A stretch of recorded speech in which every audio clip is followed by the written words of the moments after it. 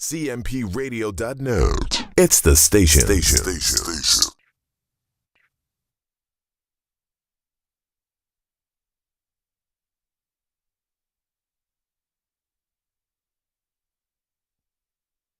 CMPRadio.net. It's the station.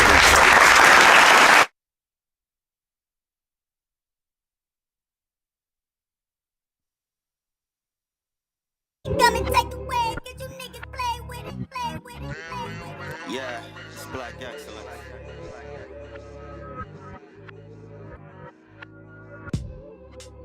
I got loyalty, got royalty inside my DNA. Cocaine quarter piece, got war and peace inside my DNA. I got power, poison, pain, and joy inside my DNA. I got hustle, though ambition, flow inside my DNA. I was born like this and sworn like this, immaculate conception. I transform like this, perform like this, wish out you a new weapon. I don't contemplate, I meditate, then off your fucking head.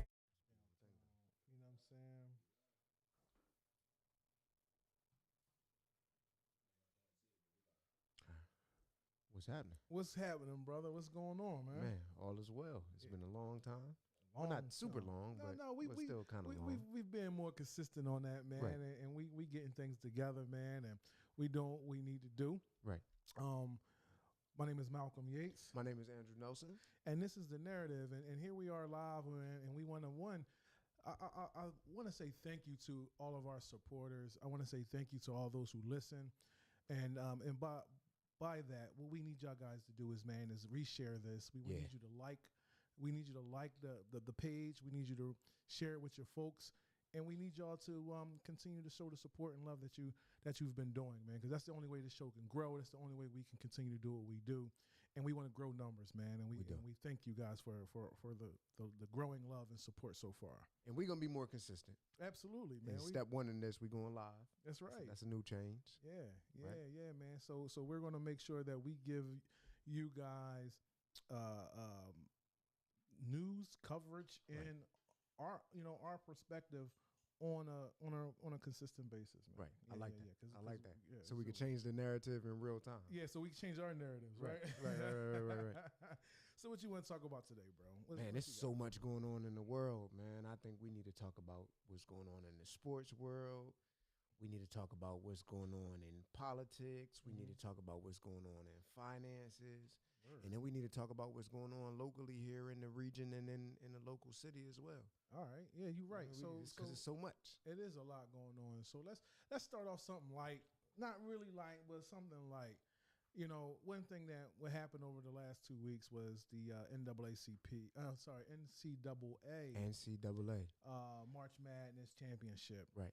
And there was a lot of pushback of old girl from LSU. Right.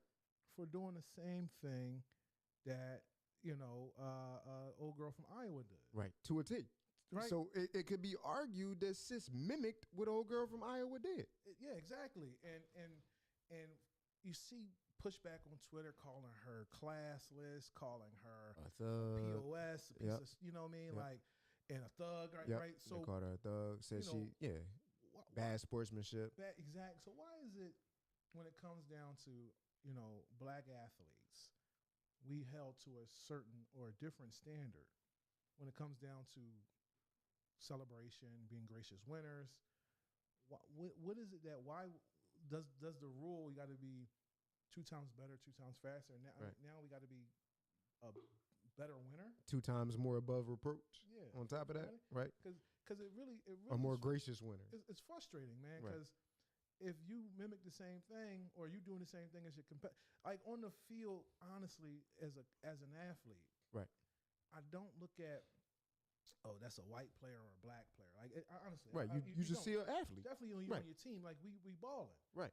So I don't. It doesn't. The race card don't come up when you put the helmet on, or when you playing basketball, or when you playing baseball, whatever the case may be. At least it shouldn't come up. Well, at least it shouldn't. Right. But it kind of got to come up now because the media is making it come up, right? And there's always the media. There's always the outsiders take the narrative, right? Always.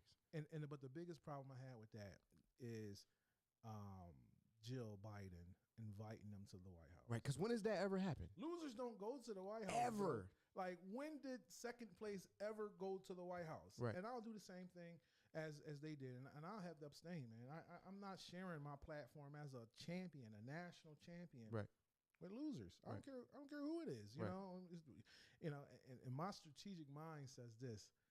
All right, we got a 2024 election coming up. What state normally have one of the early votings? Iowa. It's the first one, the first primary. Did you see that? It's for sure. I don't know. People peep that. Right. And we you gonna know, invite Iowa in right. to the White House because we just want to celebrate everybody. Right.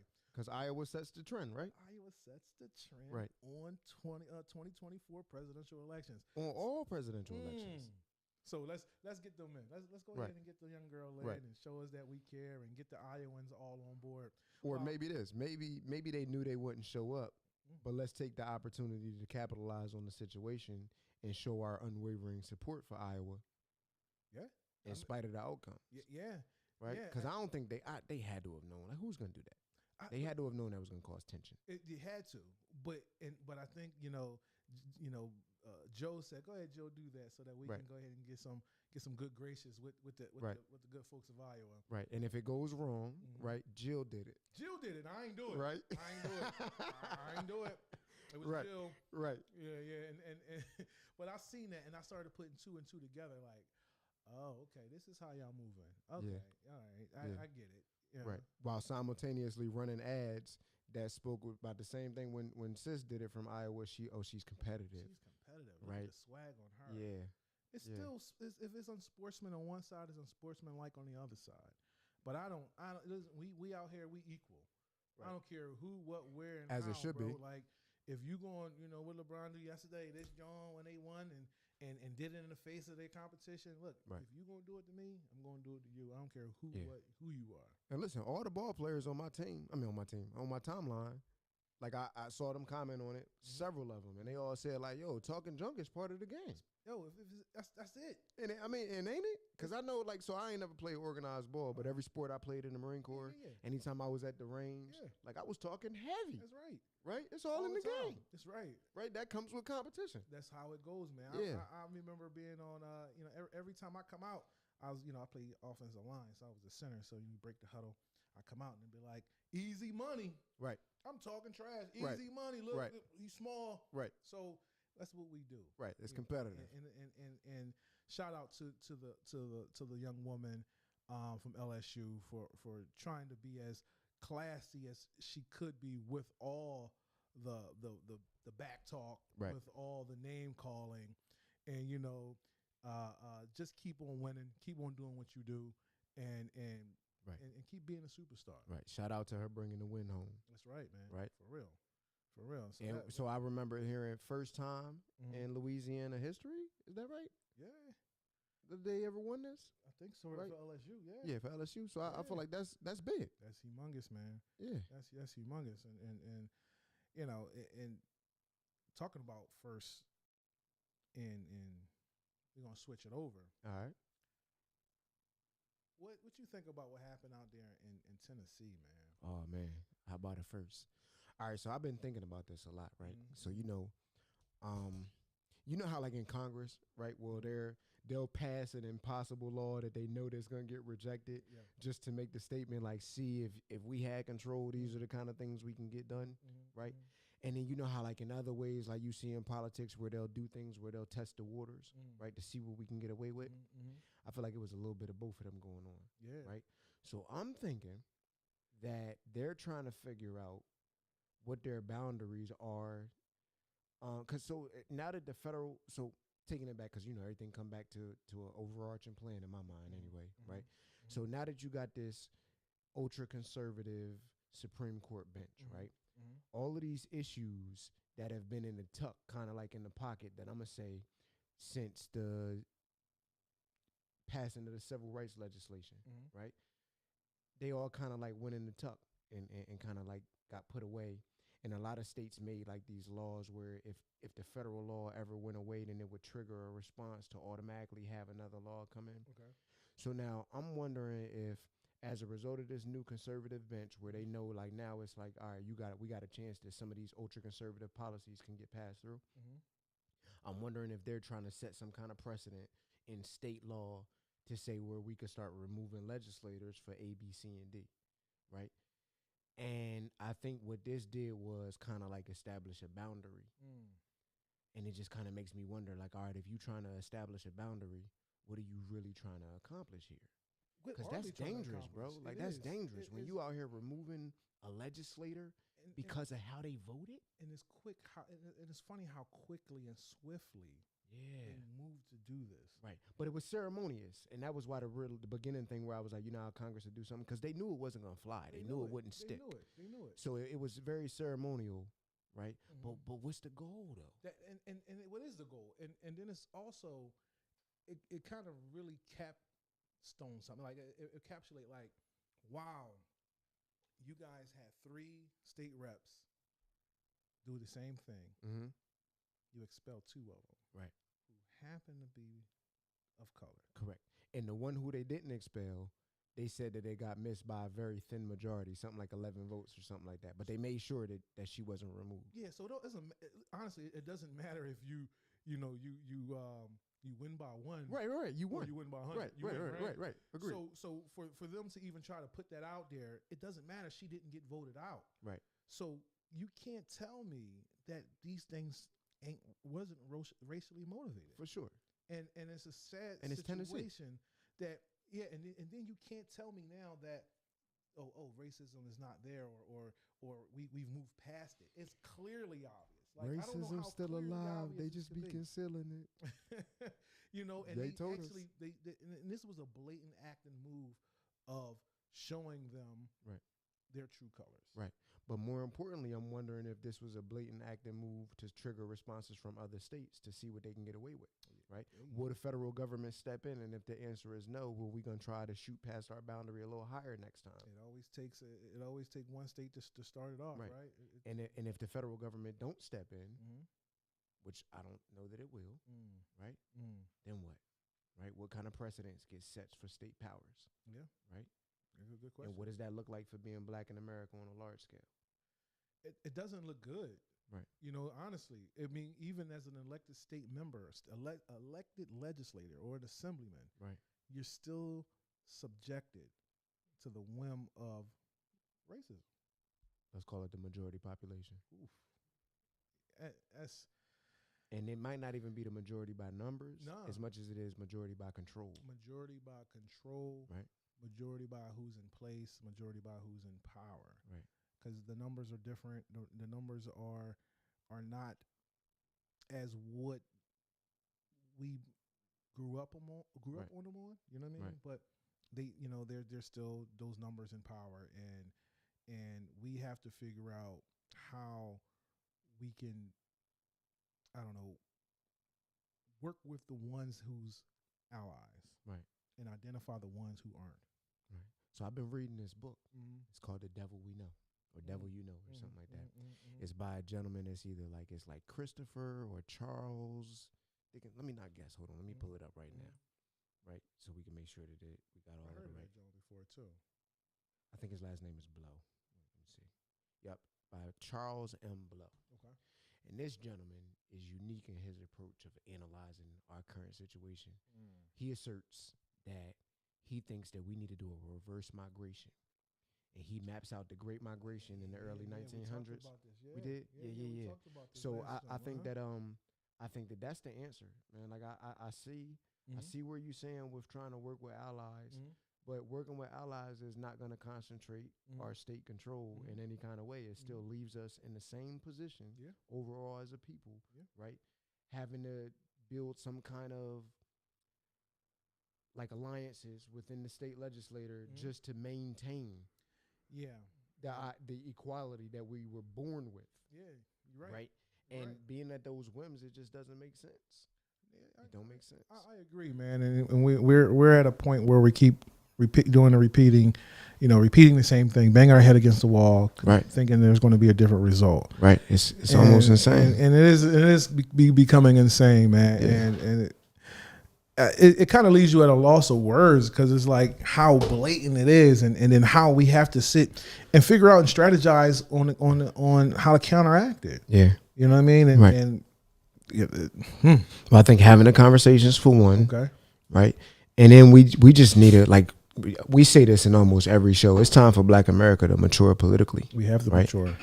And until we do that and actually start, but before we could even mature politically, we need to mature economically. Yeah. Right? Yeah. Because you can't buy the politics until you got some kind of we gotta economics to mature undergird and work. economically, because guess Right. what, bro? We talk it all the time. I Right. can't run for office if I can't get the support financially from my Right. people. For sure. You know what I mean? For So sure. if you can't host a fundraiser, how can you gonna put me in office? Right. You know what I'm saying? Right. So we got to figure out how do we. And the economics undergird the politics. That's right. Right. That's the way it works. That's right. Right. You know That's the ground floor. That's is the economics. It's economics, and as you see, economics is now becoming at forefront because there's been some things in the news where there's a devaluing of the U.S. dollar. Yeah, man. The BRICS. Yeah, man. So that's Brazil, Russia, India, China, and South America. Wow. As you were. South Africa. South right? Africa. Wow. Joining together to trade in their own independent. And mind you, these are the largest producing nations in the world outside of the United States. That's right. Right? They're talking about settling their trades outside of the US dollar. Wow. The US dollar, a fiat currency. Wow. I mean, it don't have any intrinsic value outside of the backing of the government and the fact that trades are settled in it. So we got like a lot of economic leverage on the world stage. But what happens when that economic leverage goes away? That's what I was about to ask you, bro. Right. Like, what happens when the U.S. dollar is valueless? Well, so and this is where, so I'm gonna tell you this, right? One thing I think helps us, right? The only thing that I think helps us is our military strength. Facts. Right? Okay. Because when at the end of the day, right, when it's all said and done and the smoke clears, if you can't beat the bully, then you can't beat the bully. Okay, because we can throw them hands. We can still do some things. So I'm Okay. wondering. All right. So look, and this is just me analyzing, right? I'm no financial guru here, but analyzing that. So this is going to help us. The financial power. Okay. America has never been a stranger to taking. No. Right. No. You're So right. somewhere these economics got to balance, right? Some way, somehow, these economics got to balance. Okay. China and Russia, who I think China in general is interested in China, which makes perfect sense. And Russia has been recently harmed by United States economic policy as a result of the Ukraine war. Okay. So is Iran, right? Right, that's right. And China sees an opportunity wanting to move into the open forefront as the world power, right? I think they saw this opportunity and they was like, all right, Russia, you harmed, right? Go ahead and trade your stuff in the yuan, right? And if you could get other people on board to join, now these are the two countries out of the BRICS, China and Russia, they're both in there, right? Get India on board, get Iran on board, because Iran has been harmed by America's foreign economic policy, right? All of these people who was like, listen, the U.S. has sanctioned me and messed us up in some kind of way, shape, or form, right? They're taking the approach: the enemy of my enemy is my friend. Yeah. And if they enemy all of my collectively enemy get is my together, friend. which they're already doing right now, and start trading outside of the U.S. dollar, the U.S. dollar going to take a huge hit as far as Man. valuation. Decapitation. Right? So we talking about hyperinflation. We talking about loss of jobs, loss of. You think that's gonna happen? Absolutely. So when hyperinflation occurs, So what happens to the hood? right, question. right. What happens to the hood? What happens to the hood? So I think the hood gonna be okay for a couple reasons, right? Because the sad reality of the hood is the hood don't own much. So because the hood don't own much, it's not a lot to be lost, right? Another thing is the hood been suffering through every economic downturn in America and has always had a boot on its neck. So the economics has never risen to a point to where loss is even assumed. You did say So our what will happen to the superpower is hood? Survival. Right. I think the hood will continue to survive as it did. Wow. Now, there's another part of me that believes that through the hood, the leadership is going to emerge that's going to change this country. But that's another story for another topic for another time. Right. Okay. But I do believe that from that, the solution of America is going to go coming forward. Right. Wow.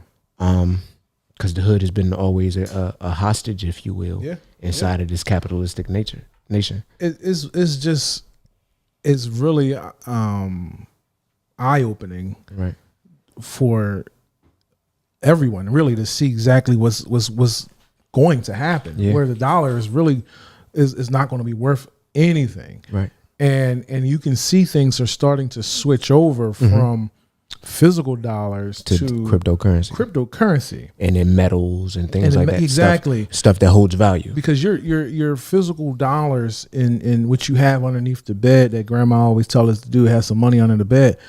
I don't know if that's going to still be worth its weight when call them greenbacks. Yeah, when the inevitable crash happens, right. Because it's happening, right? Right. And you can see the U.S. doing what they need to do and to try to mitigate that by going into what is it called, Fed Now or something like that. Their right. Cash App, right? Yeah, the federal Cash App, federal cryptocurrency. Am I supposed to trust that? Man, I can't trust that, bro, because so trust undergirds the whole economic system, right? Yeah. Why you trust the greenback?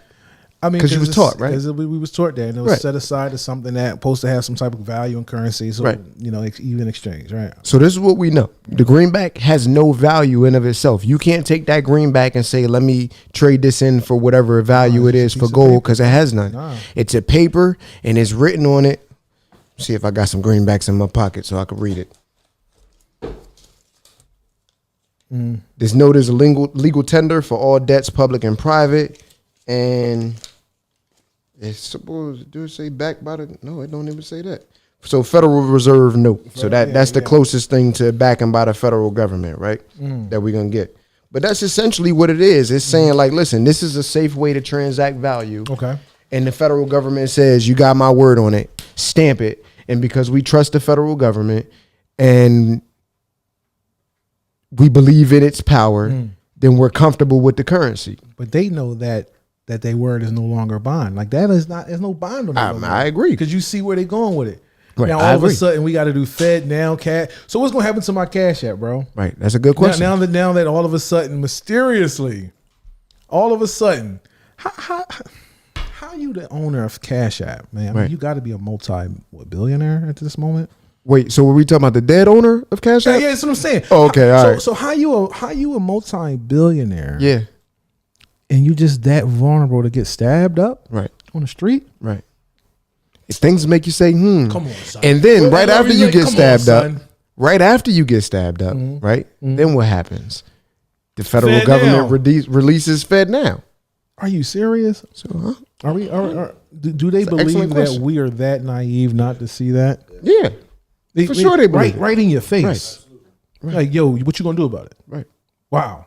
Right. Because they can throw them hands because we got the military government, we got the CIA, we got the FBI. And we got the news media. Right? Because they all working together. Yeah. At this point, it's really hard to believe any of it separate. Right? Because look how much stuff is picking and chose as to what's played in the media cycle. Yeah, that's true. Right? You could barely find anything, right? A blip about his murder, a blip about all of these different devaluing actions that's taken across the world, right? It's not getting much coverage at all, but they was flooding the airways with that LSU. Exactly. Right? To keep flooding the airways with that. To keep us occupied, to keep us distracted. Right. So you said you can't believe that they think we that stupid. No, they absolutely know they're banking on it. They know the masses are easily influenced, bro. So that's propaganda, man. Yeah. So the narrative that we paint, or the narrative that we provide to those who listen to us is what though now? Like, because how do we protect ourselves? Right. How you protect your assets? Now we are all susceptible to. We're vulnerable. We're vulnerable right now, right? Right. I would say pay attention to what people with money are doing. Yeah. People with money are buying precious metals again. They're reinvesting in gold. I'm still on the same side that land holds value. Land, right? Okay. Bill Gates is one of the largest landowners in the country. Yeah. Some people said it was because of the water. Some people said it was because of the farming. Some people think it's economics. I think it's all of them. Yeah. But I think economics undergirds it. Yeah. I think he's protecting his money long term. Oh yeah. Right? Because the land ain't gonna lose much value. Oh yeah. Right? The property value might fluctuate in neighborhoods that are subject to things like crime and stuff like that. But he bought land. And that's the key thing. Land. They're not making more of it. No. Right? So you can know that that it's a set closed value on that land and it won't drop as long as there's no new land that comes into existence. So buy land, buy precious metals, protect your cash assets, leave very, very, very little value in cash, right?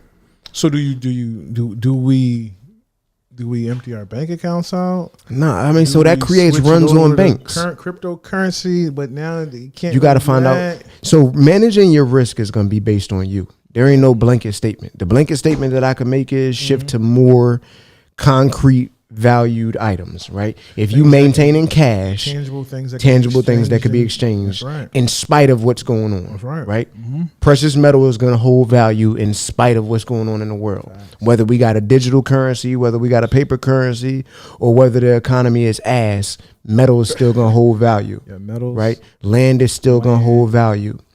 I've been realizing, now I don't know if it's a lot of truth or not, if it's coming to market fruition, but with all of this stuff with water, right, and the water shortages, maybe that might prove to be a fruitful investment in a way to protect your money. Could be. I am not a Series 7 or Series 6 certified financial advisor, neither am so I don't want to misrepresent at all. I tried that life, man, and I didn't. I was at Vanguard for like 6 months, man. I couldn't pass the test. And I ain't gonna go. So yeah, so I like we're to not think. professionals on that one, man. We just two brothers trying to provide the information and tell you guys what we hearing and what's out there, so you can listen and pay attention to it, because it's real. And then a lot of times, unfortunately, we are the last to know, and we're always not being proactive. We're being reactive. And about time that comes down, downhill and downstream to us, we it's already too late. Right.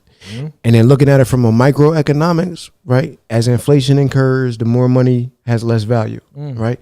So what are you as your household or your firm or your entity, right? Your individual household, what are y'all producing? And if you're not producing a good or a service, you need to be asking yourself, how can I be producing a good or a service? And then you might say to yourself, well, what kind of goods or what kind of services? Goods or services that will transcend or will still be in value that everyone needs, to everyone, no matter what the economy is doing. That's right. Right. That's right. So maybe invest in a funeral home, right? Because people gonna die no matter how bad the economy is. Matter of fact, if the economy is worse, more people are likely to die. Yeah. Right. So start thinking in terms of how I could protect my assets in that manner. If you don't have assets, get some. Get some assets, because going forward, we might have to barter and trade, right? If you got some land, maybe you might need to rent out some of your land to be farmed. You got a big house, maybe you might need to rent a room out, right? Rent a couple rooms. We might need to go back to the times of the late 70s and the early 80s when they had rooming houses in high demand, right? Because rent was too high or mortgages was too high. The hood gonna get creative. One thing I know about that, man, I never lived it, but remember learning about rent parties? I heard about them, John. Right? Man, yeah. So we gonna do what we need to do, right? Like you said, so what I would say the other thing is, go back into them books, man. Learn your history, because it repeats itself. It does. Man, I always swayed towards like sciences and math my whole life, and I kind of like gaffed off history. Got to. And now in my older years, I'm realizing, I'm like, man, look, for my younger years, I had no clue on what to do, and I would say, like, no doubt about it, any bit of education or wisdom that I've gotten, it's been from looking at the past and how things was handled in the past, and then putting it in the scope today. Yep, it's and that's why we got to continue to be vigilant and thinking about what they're doing with this whole and this is a kind of off topic, but it kind of is with this the critical race theory and how they're trying to erase a lot of the history being taught, because that's pivotal. You just said it, because you can perpetuate it.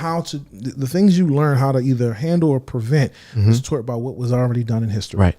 So now they're erasing that and erasing or stopping the opportunity for our children to understand what happened in the past, so that they can repeat it in the future. So we got censorship, right? We got fear mongering, right? We got manipulation and control. That's right. Race baiting, right? All the divided masses. Yeah. We got all of the makings of a struggling third world country. Are we allowed to say that? Developing nation? We're on it. We are. If it looks like a duck and it walks like a duck. Bribery, right? We got a former U.S. president indicted on criminal charges Word. What you think about that, bro? What do I think about it? I think that Because that was something I wanted to touch on. Because I'm glad we talking about it. I think Trump is too big to fail, right? And not because he's Trump, not because he's Trump, I get exactly but because what he's you're a saying. former president. Yeah. And I think let them suffer on the world stage of indicting and criminalizing one of your past leaders, which means that you have literally hit the world stage rock bottom. Let them doing something like that. I think that Trump will never see a day in jail. Oh, he's not going to jail. Right.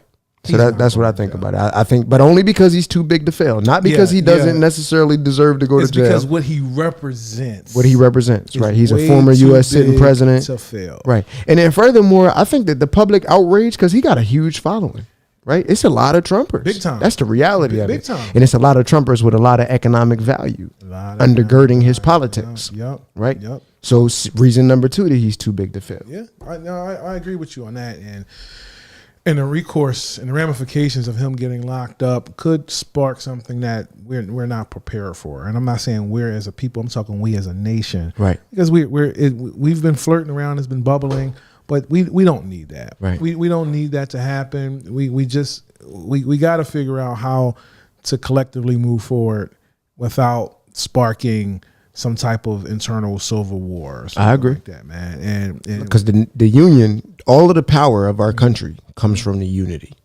right? exactly. That shit was called the Union for a reason. Exactly. Right. The founding fathers understood thoroughly that if we were a nation of states, right, that we would eventually tear apart, become segregated, factioned, and our power on the world stage would be weakened. And the very thing that I read in the Federalist Papers that they were afraid of is happening right now today. Happening. Right. We lost our world trade power. That's right. We're losing our world economic power. Losing our dollar. We're internally arguing on all kind of things. We got a stalemate, lame duck all across the board. Congress, both House and Senate, That's right. can't get any issues passed. That's right. Right. That's right. So we weak out here. We weak. We looking like fresh lunch on the yard. Right. And Man. so that's what I think about that. I think that instead of them accepting the reality and saying like, let's posture ourselves to what we could do to literally make America great. Right. I think they're worried about maintaining control and saving face, that they're willing to let the whole damn institution fail, less actually accepting that we have a problem and move on the course to fix it. So do you let it break to rebuild? Oh man. So a wise man said, got to destroy and rebuild it. Gotta destroy and rebuild. But so I don't think that we're going to be responsible for doing the destruction. I think that it's going to implode. But we're going to be responsible for the rebuild. Right. And so now that's bringing it back. Now God just told me one of my brothers said to me, he said almost, and I quote, he said, Andrew, the future of the nation is going to come through leadership from us. The world knows. We up. Right. We at that. And I think that the world is, and I agree with him, that the world has become and will continue to be so disenfranchised by this nutty ass concept of white superiority and white supremacy that they're gonna be like, look, I ain't got no time to deal with that. Yeah. And y'all's manifest destiny. And I think that eventually it will get to the point where the underclass that America has created, the African descendant of slaves, right? I think that the solution will come through that, because the world understands and knows the plight that we've lived through over the past 200 years. That's a fact. Right? And when moved into a position of power and given the opportunity, I think that the world would be interested in doing business. And I think, and this is what he said, that he believed, my brother believes that that the solution will come through that.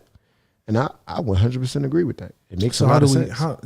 And again, I go back to that question: how do we be proactive on that instead of being reactive? Right. Because I don't want the infrastructure to fail, or let's just say we destroy the infrastructure without at least having an outline already created. Right. I agree with that. And I don't. Well, we already got the outline. Follow what we're doing right now, just minus the bullshit and control. Yeah. Right. Yeah. The economy, although no intrinsic value, for lack of better words, works. Right. We just need to control our spending. Yeah. Right. We need to understand that we can't save the world. And the world is not interested in us saving the world, and we're no longer postured as that power and ability to save the world. So let's divert some of that funding to worry about saving us. And we need to invest in America's infrastructure, right? Which is going to create generational jobs. It's going to bring skilled labor back into the forefront. Yeah, that's true. Right? That's true. Which makes us productive. I'm about to go sign up for the laborers, man. Right. Hey, Jim Harper. Right. I'm going to sign up for Local 413 soon, brother, because I need some trade skills, bro. Right. So I'm gonna be signing up soon. But then also that Real we need to start realizing, like, so we as a people, we need to start getting roles in companies where we're brokering and buying and selling raw materials, because we're gonna need an influx of manufacturing, For right? real. I mean, I think it's dope to outsource and keep prices low. Yeah. But really what that does is you give away your economic value. We need to manufacture. We have to create. Productivity is what undergirds economies. Yeah, you're right. Right? So what could we do to posture ourselves? We need to start putting ourselves in these key roles and these key businesses and understand that there's more to doing business than creating a daycare, creating a restaurant. Yeah. Selling certain goods that's repetitive. Or retail, right? It's more than that. It's more to it. It's more to it than that. We need to get on the manufacturing end. That's right. We need to get more involved on the economics of it. That's right. Right? That's How many right. black accountants you know? And not to be confused with Africans, because I do know that there are a whole bunch of African accountants. How many black accountants? Black African descendants of slaves in America? Man, personally, I know about 7. You know 7. I know Right. 7. And Shout out to my boy Tim. now check this out, right? You are what I would consider ultra connected. Oh yes, yeah. I You don't have count. a Yeah, you're huge right. network. I don't count. No, you You're right. I don't absolutely count, I but don't I think this is going to help shed light. As connected as you are, Okay. as many people as you know, right? As many people as you bumped elbows with, and you can only account for 7 black accountants. You know what? Now as you reframe it as that is pretty. It's pretty bad. Right. It's pretty bad. Not even double digits. Not even double digits. But I bet that any other profession on a large scale, I can tell you about with the majority population, the yeah, numbers are winning yeah, way above 7. Yeah, way right? above. So with that being said, we gotta set our goals for ourselves, right? So I feel like that's on a micro level, Yeah. right? So on a micro level, we need to get more involved in things that matter: manufacturing, managing of the said economics, tech, Definitely tech. definitely tech. Because a lot of these, Andrew Yang was right, bro. The technology thing is coming. It's going to replace folks. It's going to replace our jobs. Yeah. So we got to figure out how to get in that space. My man said it's After- coming. It's here, bro. It's Have here. you done Chat GPT yet? Yo, dog. I wish that was when I was in school. Yeah. I think I'm gonna get my doctorate. Just Bro. to write that paper right then Right. and there. But so now how do we get what I call the ripple effect of that, right? So what fields do we get into, right? One, we got to learn how to do the programming, right? That's one key spot. We got to learn how to repair it. We got to learn how to. It's other. So I don't think our focus should be on programming itself. No. Chat GPT showed us that, right? Because I could tell Chat GPT create a program in JavaScript or create a And it's program already in Python that can do A, B, C, and D. And it's gonna produce it back way faster than any human what's can ever the- do. what's the adjacent I'm gonna say to it? network security, right? Because you can't 'Cause you depend gotta on lock it down, artificial right? intelligence to That's be right. the security, That's because right. artificial intelligence is just that. It's That's right. artificial. That's right. It could be hacked. It can. Right. So you need somebody who understands the human element of security and can apply that learned behavior of the human That's right. element. That's right. So I'm gonna say network security is one of the ways we should start looking into. Security oversight to it, Yep. right? The other thing, maybe getting involved in something to do with the design process of technology, right? So dare I say engineering, but I'm also cautious to say engineering because I'm pretty sure you could tell AI to create designs, Yeah, that's true. right? But how But do somebody you- got to implement it. somebody got to implement it, but also how do I market that to? How can I make that proprietary? So it's because a lot of people about it, but a lot of Yeah. people don't necessarily want to take the time to go through it. Right. So now I think I think a lane is how to market. Let's just say that what's it called, Chat GPT. Market it to those folks who may need it, Right. or utilizing it for smaller institutions or nonprofits or organizations where you can market this software to scale or fit to that business. Because I think that could be something, because I love it, but I don't necessarily have the time. Right. Right. Understood. And I need somebody that maybe who knows it and understands it and takes the time to dig deep into it. Right. To give me what I need. Yeah. And I think that could be a lane for folks to push and sell that. You know what I mean? And then just also the tried and true professions. AI ain't gonna be arguing any court cases anytime soon, man. right? Yeah, so we're gonna still need lawyers, That's right.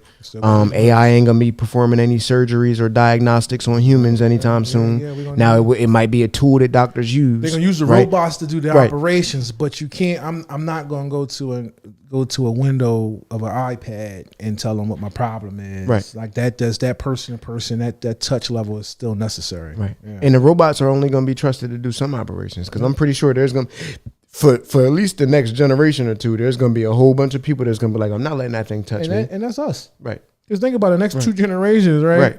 Right. So that's our kids. Right. And So us and our kids. Right. So we're going to be the ones like, nah, dog, I remember we had real doctors. I'm not going to go there. Right. Mm-hmm. You can do some things, but you're not going to do that. So I think that's a good way to extract economics right now. Mm-hmm. Just things like that, man. Stuff that you can't imagine AI doing. Not to be confused with a robot, because we're not there yet, right? Yeah. No. We right now, but we in the world of AI, right? So like some jobs, like if you maybe you might have been a writer, right? Mm-hmm. I don't know. Like I think AI might replace. It could, like something like that. So I wouldn't recommend. You still need someone to put a little personal touch on it because see, your experience is your experience. So AI and ChatGPT can't necessarily promote or put to paper your lived experiences. That's correct. But what AI can do is analyze all of the other data from hundreds and years of information and of writings of the same people and mimic that behavior. Oh, yeah, that's right. true. And so that's where I'm at with it. Yeah. Where it's like, all right, so I agree. Nobody can tell your story, but AI can produce a story pretty damn similar to yours. It can. With And enough I inputs. think think again a lane around it is trying to figure out how to personalize that and before it adapts itself a little further to what you're saying. Right. And then by that time you'll be ahead of the curve to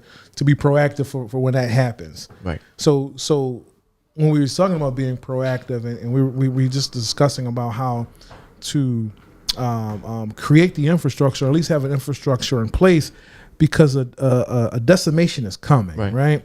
And speaking of decimations and the destroying and rebuilding, we was talking about something a little bit earlier, and it just came out. What was it? The disincorporation of Chester City or something like that? Yeah. So I'm not as versed on it as I should because I know this is a hot topic, but explain what's going on with that because we're going to need. So it's all brand new. Yeah. Right. Yeah. So the meeting just happened yesterday. The idea just got floated yesterday. It's hot off the presses.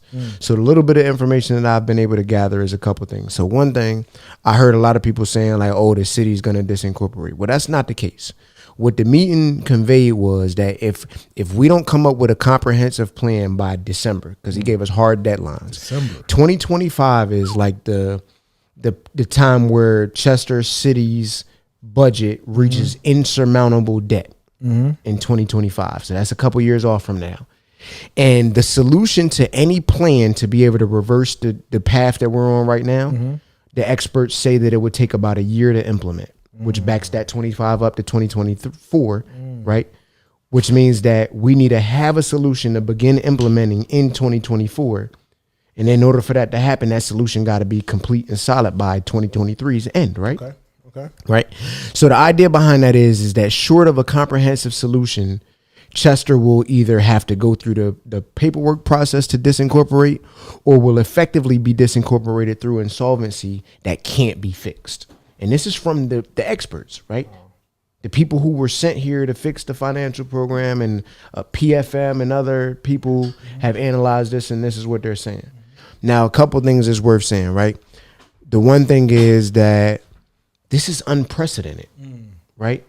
Chester being the first city, if it ever got disincorporated, would also be the first city to disincorporate, right? There's no unincorporated municipalities in Pennsylvania right now. So all we could really do to analyze what that would look like is take examples that we have in the rest of the country or whatever. So what I understand that with disincorporation is getting rid of the local charter / government, right? So elected officials will cease to have a role because it would be disincorporated. The charter will cease to exist because it would be disincorporated. Any taxation authority would cease to exist because it would be disincorporated. So Chester City income tax, Chester property tax will cease to exist. Unfortunately, we'll still have to pay county taxes. Of course. Right? We'll still have to pay state taxes. We'll still have to pay federal taxes. Right? Who will take care of the roads? Right? The PennDOT. The PennDOT will take care of those roads. Would likely Yep. follow those roads. Who will handle the police department? Because it's unprecedented, all we can say is that other municipalities where their police departments have failed, the state police has stepped in. So we can assume, based on that precedent, that it might be state police. But we also have sheriffs. And in the South, counties that don't have, or all the counties have sheriffs. And if the local city don't have their own police department, then it's the county sheriff that does it. So it could be the county. So you're saying that the police department has no charter, so they don't have no power no more? I'm saying that the police department is established by the charter of the city. Charter. So if the city goes away, then who are they policing? And then what's Right? yeah, There is no what's their more. jurisdiction? There's no more Right, city right. jurisdiction. Yeah, Right. yeah, So yeah. the Chester Police Department inevitably would have to cease to exist. Right. Wow. Because there's no Chester. Okay. Right. Yeah. So now who are they policing? They're policing an unincorporated, unterritory. Wow. So they'll have a person that will be appointed by the state to run point on essential operations that will be contracted out. Now, this is not unprecedented, right? There's a lot of municipalities in the South who are not incorporated. Yeah. And the South's approach is that we are our own government. We don't need a system of government, Okay. right? That just has never happened in Pennsylvania. But I think that if the residents could get their mind around what that would look like, it's very possible that there could be some kind of future in it. I don't believe it's as doomsday as initially it kind of feels, right? Yeah. Once you think through it, there are municipalities, well, there are areas of geographic land that's not incorporated into a city with a city charter and a city government. That's all government based, right? If you want to go out and pay and fix the road in front of your house, you can do that. Yeah. We just depend on government to do it, and they tax us. Well, if they're no longer taxing us and we have that money then can in theory be put towards doing it ourselves, right? Okay. We can go cut the grass at our own parks, or we could hire a local business to do it ourselves, Okay. right? There's nothing stopping us from doing that, from getting 1,000 residents and saying like, yo, listen, our park needs some maintenance. Let's all get together, 1,000 of us, and put in a pot to pay for the maintenance for the park for the So year. who leads that charge? Is that your A regular, whoever feels your called to block do it. captains? It could. Is that your Well, ward what's a block leaders? captain? What's a block captain, bro? I mean, when it's When is now it? Yeah. disincorporated. But so that's what But those, whoever like, it is so- that the creator puts on your heart to say this is for you to do it. Wow. You lead that charge, and it works, right? Like this. does. That's not like it's necessarily a problem, because really and truly, right? We've gotten so dependent on government for services that we really could do ourselves that we think that there's no existence outside of that, and that's just not entirely true. Nah, you're right. You're right. We just bought into the system that we're used to. Yeah, and how leaders are created is that they identify a gap or a need and they Right. step in and try to replace it. Right. So now that if this happens, according to how you say it, then we're going to need people who are going to have to identify the need, Right. and want to step up and organize to do so. Right. Do we have that? I mean, do we got people that's running right now for public office? Yeah, we do. So what's the difference? So now instead of running for public office, you'll be canvassing and campaigning for your public service, right? I'm a canvass and campaign to get this park taken care of. I'm a canvass and campaign to get this block taken care of, Okay. right? And we're going to do it ourselves instead of depending on government. Yeah. That's not terrible is all I'm saying. And then let's think about the word, the etymology of the word, right? Okay. Disincorporated. Okay. Incorporation. Yeah. Corporation. Corporation. For profit. That's right. What's the revenue? Taxes. Yeah. Right?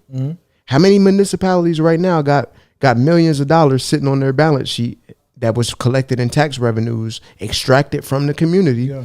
just sitting on the books? There's a few. Right? It's enough of them, right?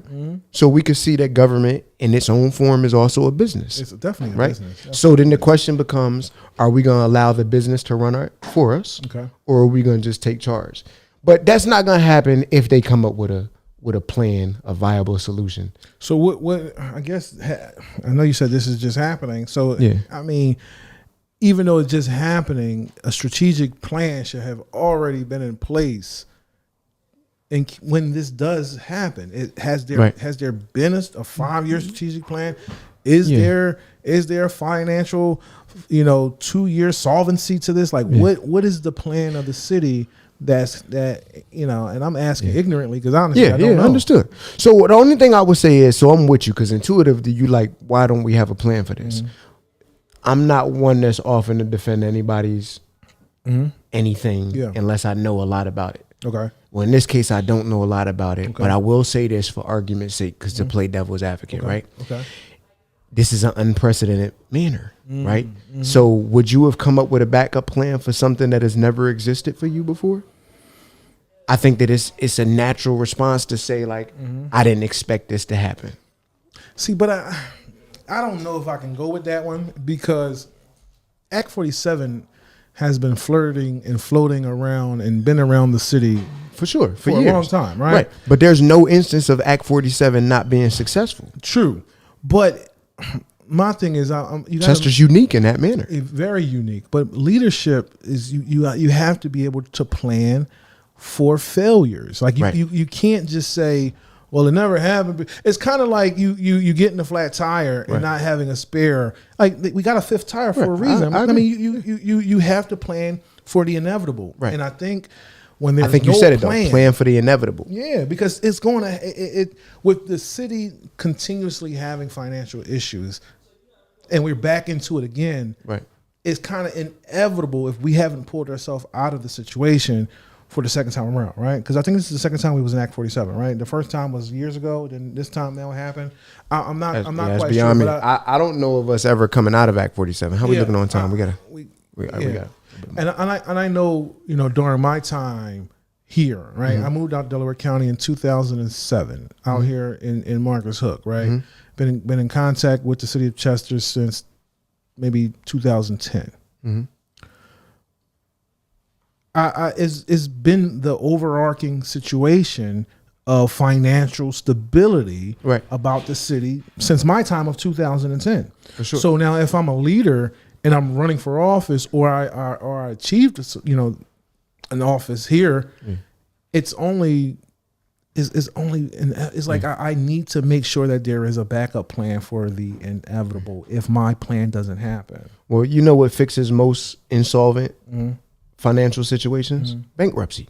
Okay. Right? Yeah. Bankruptcy is the usual solution. So I want one point of clarity, right? So Act 47 is a warning, if you will, right? Like let's call that like a metaphor. That's a metaphor for a warning. That's right.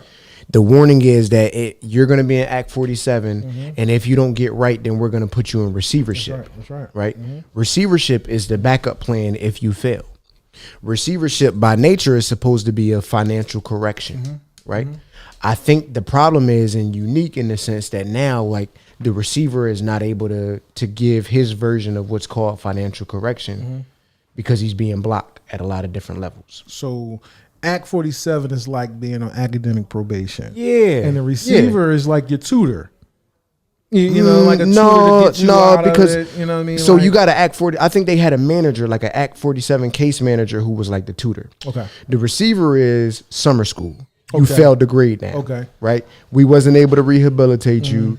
Now you got to come in and you got to get corrected in a condensed manner. Providing programs and things in order to get you back on track to get you to the next grade. But Chester is like, not and Chester as a city metaphorically, not any individually, but it's like we're in summer school and the course is almost over and it's time for the school year to start. And we still haven't gotten the problem fixed. No, we ain't even crack open the book. That's why disincorporation is on the table now, right? And that's unprecedented because generally bankruptcy is the solution to a financial insolvency. I know a lot of folks, a lot of businesses that go through some bankruptcy to get them out of that current predicament and to move them along to get to the next one. Right, but so as it stands right now, bankruptcy is being appealed.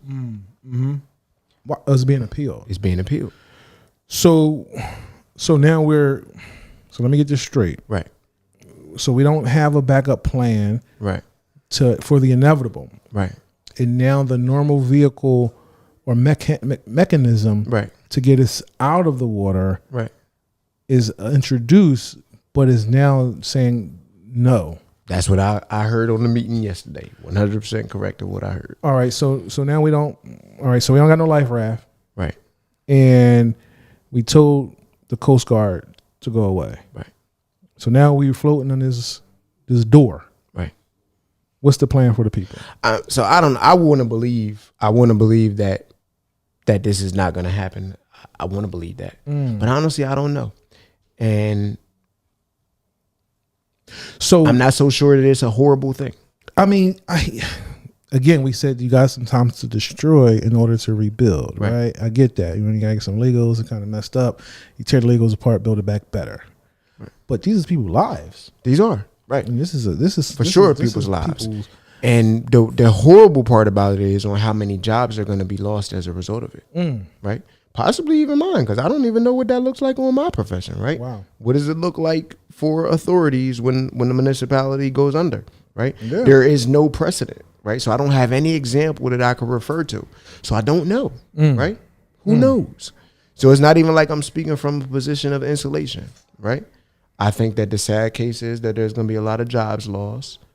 I mean, yeah, because if we're not protecting and using the mechanisms to keep us afloat, then municipality jobs that involve the municipality and everything that's an adjacent to it, right, is vulnerable now. Right. Man, I mean that's pretty heavy, bro. I mean, it is. And I don't necessarily have I don't have you don't have an answer. I don't have a feedback to it, but this is where we are. This is where we are. And I do know that if we don't have a government, then that leaves the door open for people to come in. Like whenever there's a vulnerability or a chink in the armor, it's an opportunity to be exploited. Yeah. Right. So I think that if ever there was a time where we got to get together as a people and start being involved and paying attention and speaking on the issues, I would say that it's probably now. It is, right? man. I mean, it's been honest. No, but you're right, because now is really one of these points in time where we are at a pivotal, like they say that every election, right? Right. You know, last election Right. they got me. The last election they got me. Oh, this is the most consequential piece of election since, and it was the voter, and they're right. Yeah, but it was last time it was vote or die with Right. with Diddy and them, right? You Right. gotta vote, but this one here, bro, it really shows that if we don't pay attention, Right. and pay attention to what's being served, we gonna be on that menu. Right. We are. And we had a critical time. And I ain't talking about for politics, I'm talking about for people. Yeah, I'm talking about people. Right. Yeah. Right. So we gotta be conscious of what's going on around us and not just be so engulfed on, what happened in celebrity, what's happening in the shade room, what's happening on Instagram, what's happening Because on they social all media. eating and they gonna be okay. Dog, that has nothing to do with what you got going on, bro. Like that is just a distraction to keep you blinded. Right. And then you're gonna wake up tomorrow or the next day and realize, yo, what the hell is going on? Right. Where was I at during this? Oh, you was right there. Guess what you did? You just scrolled right by it. Right. Saying, oh, we shared the page and Malcolm Drew was talking about it, but you just Right. scrolled on by it, Right. bro. And I think Because they ain't had the time to sit through it. yeah. I mean, listen, take your time, do your research. Shoot, if you don't want to do your research, let us do your research. That's what we here for, man. We're trying to give you what's happening in plain talk in real time. Right. And now that we're deciding to go live, we want to start hitting the topics and answering some of the questions that's on the screen and acknowledging what people talk about.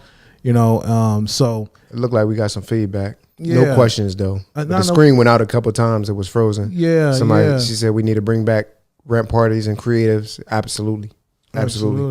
That's gonna be the way we're gonna be able to generate it and move value, right? And I think that's in general, right? Mm-hmm. Like in general, it will behoove of any people to take what they're good at. Mm-hmm. Our people are very creative, and monetize it. That's right. Right?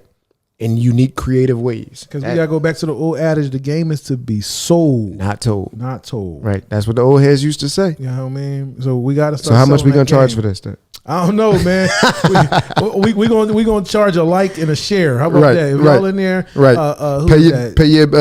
Pay your fee for this free Tierra, game. Lisa, Tanita, Yep. share, like it, Share Put it, like out it. there. Yep. I agree. Well, I guess we good on time today, man. And this is a good one. We got some more topics that we got to talk Absolutely. about. But we're gonna come back and discuss that in a later time, man. In 2 weeks, right? Since we doing live, we're gonna be in here every other week. 2 weeks. We're gonna be back. 2 weeks. We're gonna look for us. In 2 weeks, we're gonna come hit you with something, man. So my name is Malcolm Yates. My name is Andrew Nelson. And man, this is